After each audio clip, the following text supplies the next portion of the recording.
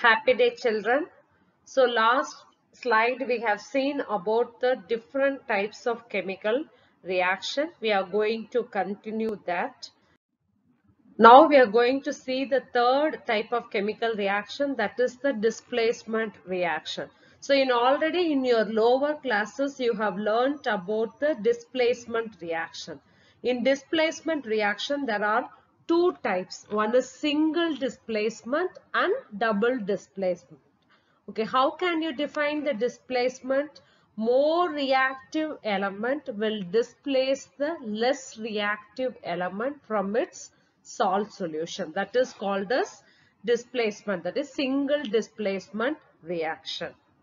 And we know very well that the reactivity series of metals. If you look at this, potassium, sodium, calcium, magnesium, aluminium, carbon, zinc, iron, tin, lead, hydrogen, copper, silver, gold. So it is arranged in the order of reactivities. Okay, so if you take potassium, sodium, calcium and all, they are highly most reactive.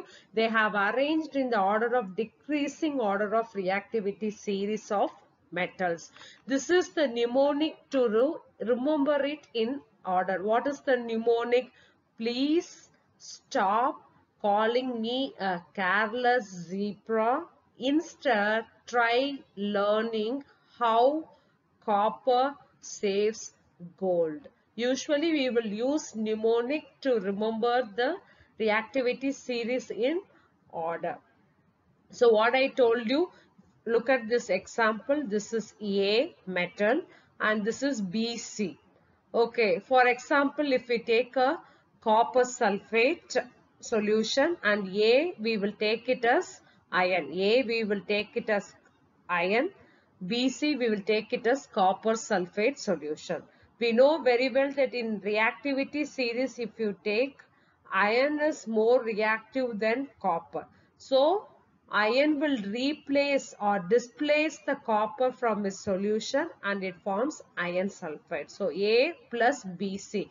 Here, A is more reactive than BC. So, it displaces copper from its solution and it forms ferrous sulfate. That's so it forms B plus AC. So it displaces the weak metal from its salt solution and it forms. Okay, single displacement means more reactive element will displace the less reactive element from its salt solution. Now look at this example. This is copper sulfate. We are taking copper sulfate and we are placing ionale in the copper sulfate solution. Leave it for few hours. After few hours, if you notice the solution, you can see that the color of the solution changes from blue to green. I told you already, iron is more reactive than copper, so it displaces the copper from its solution and it forms iron sulfate. So this green color is due to the formation of iron sulfate and you can see the brick red deposits of copper. So it displaces the copper from its solution. So you can see the brick red deposits around the iron. So iron plus copper sulfate. Here iron is more reactive than copper. So it displaces copper from its solution. It forms iron sulfate. Few more examples. Zinc plus copper sulfate. So zinc is more reactive than copper. So zinc displaces copper from its solution and it forms zinc sulfate plus copper. The third example is lead, Pb plus CuCl2. Here lead is more reactive than copper. So it displaces copper from its solution. It forms lead chloride, PbCl2. Always keep in mind, more reactive element only will displace the less reactive element. Less reactive element cannot displace the more reactive element. So this is about single displacement reaction. If we come to the double displacement reaction, exchange of ions between the two reactants will take place. Between these two reactants, exchange of ions will take place. In this case, AB plus CD. Here, A and C are cations plus B and D are anions. Okay, so exchange of ions. This C will come here and A will go here. So exchange of ions between two reactants. So it will forms AD plus BC.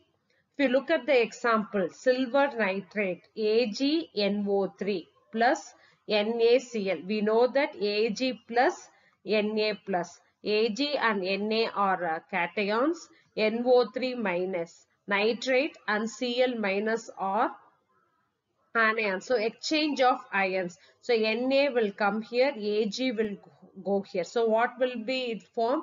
AgCl plus NaNO3. This double displacement, it is also called as precipitate reaction because it forms a white insoluble precipitate. So precipitate is nothing but the substance that is insoluble in water, that is called as precipitate. We will see few more examples. Look at this picture. So we are taking lead nitrate solution and we are adding potassium iodide solution to it. You can see the yellow color precipitate, that is due to the formation of lead iodide PbI2. Here the exchange of ions, and one thing you need to remember that double displacement will take place only when you mix two aqueous solution. Just like that, if you mix salt, double displacement will not take place. One more example we can see is BaCl2, barium chloride plus sodium sulfate. So here exchange of ions take place. So it will form BaSO4. BaSO4, it will liberate the white precipitate. Thus white precipitate is due to the formation of barium sulfate. Okay, next we are going to see oxidation and reduction. Oxidation means addition of oxygen or removal of hydrogen. Reduction means removal of oxygen, addition of hydrogen. Okay, if one is losing its oxygen means other it has to gain. So oxidation and reduction, it will go in hand on hand. It occurs simultaneously. So it is called as redox reaction. Re for redox, Red, and OX from oxidation. Look at the first example. Copper oxide plus H2. Here what is happening in this case? Here copper oxide, in copper oxide, from copper oxide oxygen is removed. Right, so oxygen is removed. So what is happening here? Reduction. So here copper oxide is reduced to Cu. Whereas look at hydrogen.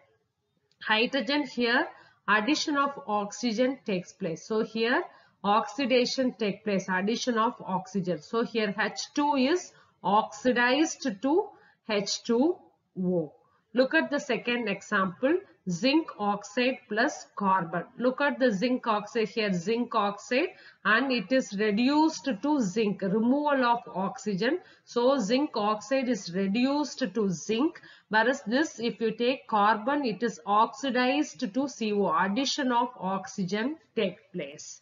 Okay, look at the third example, MnO2 plus 4HCl gives MnCl2 plus 2H2O plus Cl2. Here if you take MnO2, here MnO2, oxygen is removed. So MnO2 is reduced to MnCl2. Whereas in this case, HCl, it is what is happening? Removal of hydrogen. So removal of hydrogen means either addition of oxygen or removal of hydrogen. It is oxidation. So here HCl is oxidized to Cl2. So now we have learnt about oxidation and reduction. Oxidation means addition of oxygen. Reduction means removal of oxygen. So we know very well about, we are going to learn about reducing agent and oxidizing agent. Reducing agent means the substance which get oxidized. That is called as reducing. The substance which get reduced is oxidizing agent. Just the opposite. Okay, so if the substance get oxidized, it is called as reducing. If the substance get reduced, it is called as oxidizing agent. We know very well that oxidation and reduction occur simultaneously, so it is called as redox reaction. Next, we are going to recap. What are the different types of chemical reaction? First is combination. Second is decomposition. In displacement, there are two types, single displacement and double displacement. Next, we are going to see the effects of oxidation in everyday life. Simple example, look at the picture. If you cut an apple or a raw banana or potato, if you leave it for few minutes, you can see the brown color, right? That is oxidation of apple slices takes place. So the browning of slices that will take place due to the oxidation. Okay, just look at this picture. What is this? Yes, some rust formation over the iron objects, right? So that is called as corrosion. So how will you define corrosion? Corrosion means if any metal, if it is attacked by substances, or either moisture or acids or water vapor present, and if the metal corrodes, starts to corrode, means that process is called as corrosion. Next thing which we are going to see is rancidity. What is rancidity? Rancidity is nothing but the oxidation of fats present in foodstuffs. Suppose a simple example, chips packet is there. Okay, we are keeping it more than the expiry date. You can smell the foul smell, and the taste also it changes, right? So the oxidation of fats or oils present in the foodstuff that leads to the foul smell and taste, right? That is called as rancidity. And what are the different methods to prevent rancidity? The one simple thing is you can refrigerate. You can store it in fridge, or you can store it in a airtight container, and you should store away from dark, or you need to store it in a away from the sunlight.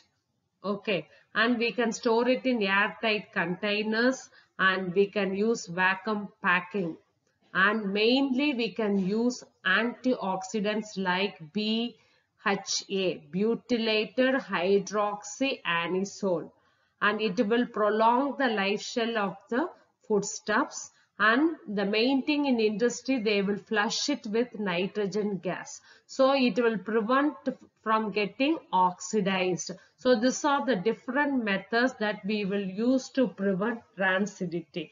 And what are the different methods to save metals from corrosion? Simple thing, we can apply oil or grease, or we can use galvanization, or we can paint the metal object. So these are the different ways to prevent corrosion and rancidity.